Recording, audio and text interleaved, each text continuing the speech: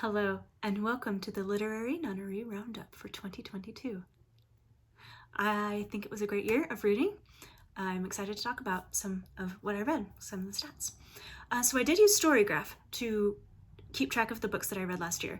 So you're welcome to check that out, but I don't know how useful you will find it because I didn't actually review or rate anything because that's just, baby steps. Let's start by keeping track of things and then maybe we can start talking about it. But I did look through the list and I have some standouts and I have some things that I would like to talk about with that, so that would be great. First thing is that I read 118 books. 22 of those were rereads. And I would like to talk about some of the rereads because they are here, visible on my shelf. Not all 22 of them, but I had a fun experience actually getting into some of the books that I own. Some of them I have never actually read these editions before, so it's been kind of fun to crack open an old favorite. I read the Chronicles of Crestomancy, which are right here. And that was pretty fun. I embarked on a partner reading for these books that I'm reading right now, where he said, hey, I'm going to read the Chronicles of Crestomancy. I was like, well, I own it. I'm happy to read it too. And so we're kind of reading it together, kind of at our own pace. So that's been fun. And then we finished the Chronicles and now we are in the Queen's Thief series, which is right here. These are my pretty new editions that have never seen the light of day before. And it is pretty fun to be reading them with someone that's never read them before, kind of a fresh perspective. And it's fun to be getting into my own books. I will say Chronicles of Crestomancy hold up. They're a great children's fantasy. It's very fun to be back in that world. Queen's Thief also I think holds up. We'll see when I finish the series how I feel about the series as a whole, because I don't think I've actually read it kind of like all in a row the way that I am now forever. I've never read it like that. So that's fun. Some of the new books that I read a lot of Suzanne Park this year. She's an author. I'd read some stuff of hers before, but she had a new book called The Christmas Clash, very seasonal, pretty good. And when I read that, I was also kind of I didn't have anything else to read, so I just kind of went through what was available on Libby. So I read a lot of her stuff and it was pretty fun. I also read all of the Olivia Day that was available on Libby, and that was pretty good too. I don't know if I would recommend them generally, but I had a good time. Some other standout books. My notes are over here. The Undertaking of Heart and Mercy by Megan Bannon.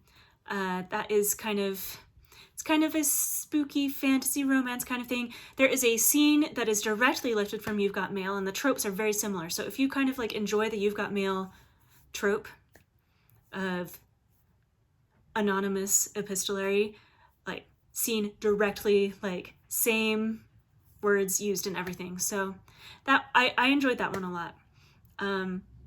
The Stand-In by Lily Chu, mostly mentioned because I enjoyed it, but also because it had so many similarities to a book that I have mentioned on the blog before, My Double Life by Jeanette Rallison. So it was really fun to see kind of the similarities between those two tropes, which I also enjoy. It was a Princess and the Pauper type.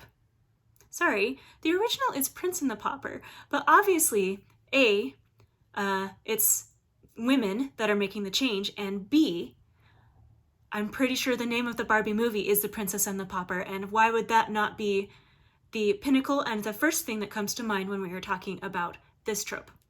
I've never seen Princess and the Pauper, but I hear it's amazing. So anyway, it's a Princess and the Pauper situation where they switch places for a little bit, kind of. I also read a lot of Beth O'Leary this year. I'd read some of her stuff previously. I really enjoyed The No Show by her. I got very emotional about it, and I read some other stuff of hers, just basically what's available on Libby or what I think will come in a reasonable time when I need something to read is kind of what guided my reading this year. If the Shoe Fits by Julie Murphy. This is a Cinderella retelling, modern, and bachelor, which it's set kind of in a bachelor-esque type setting, which I have also learned to enjoy those tropes a lot, and I really enjoyed that one. It's part of a series. Jasmine Guillory wrote the sequel, which is By the Book, which is a Beauty and the Beast retelling that I liked, but not as much. but I am looking forward to seeing whatever else comes in this series. Oh, Book Lovers by Emily Henry. Definitely the best one that I have. So I've read one or two other Emily Henrys this year just because she's a very popular author. And Book Lovers was the one, I think my first one ever, and also the one that I have enjoyed the most so far. I have some other ones on hold. We'll see how I like them, but I really did enjoy Book Lovers. The Last Quintista was the Newbery Medal, and it is science fiction, and the plot stressed me out, so I skipped to the end. And I liked the end enough that I did end up reading the whole thing, and it deserves its medal. Love from Scratch by Caitlin Hill. The setting is two summer interns vying for a fall internship, and then they fall in love. So I really enjoyed that one. Lots of cooking. The guy is not hugely taller than her, which if you know anything about my personal life, you would understand why that is kind of some representation that I appreciated. And then the other thing that I wrote down was Proclaim Peace, which was like the first book that I read in 2022, and I am still thinking about it enough that it goes on this list. It was the only nonfiction book I read this year. And it's basically, it's just some doctrines and principles of peace for LDS people. And I really enjoyed it. I should probably read it again because I don't remember any specifics, but I do remember that it held on to me. So, 118 books. That's great. It is less than last year. Last year I checked out 189 books from the library, but that could have included rereads, that could have included stuff that I just didn't read. This year, if I didn't want to finish something, I just removed it from the list entirely. So I also want to talk about fan fiction, which I did not keep track of on Storygraph, so I just went through my history and wrote down what I found.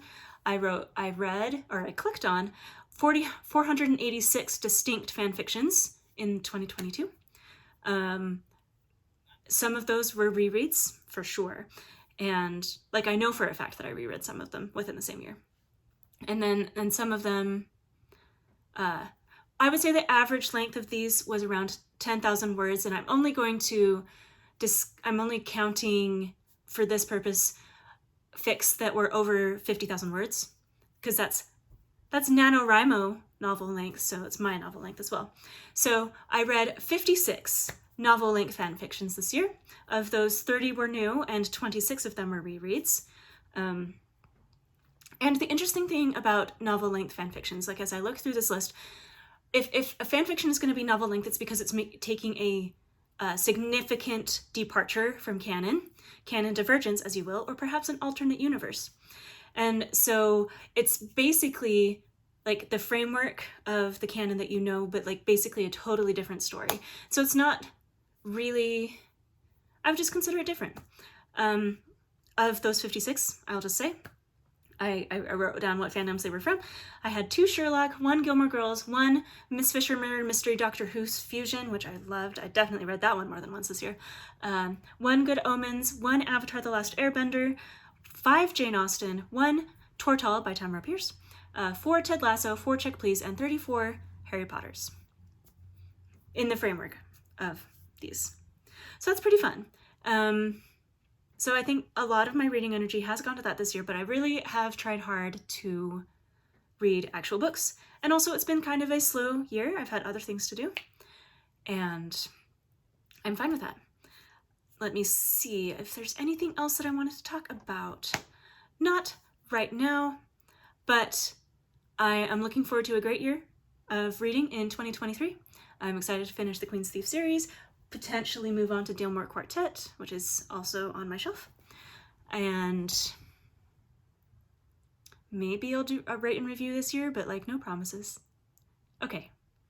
Oh, if you would like to see all of the books that I read this year, it will be on the blog, it will be on Instagram, and I will also make note of these standouts on the blog as well. Happy New Year.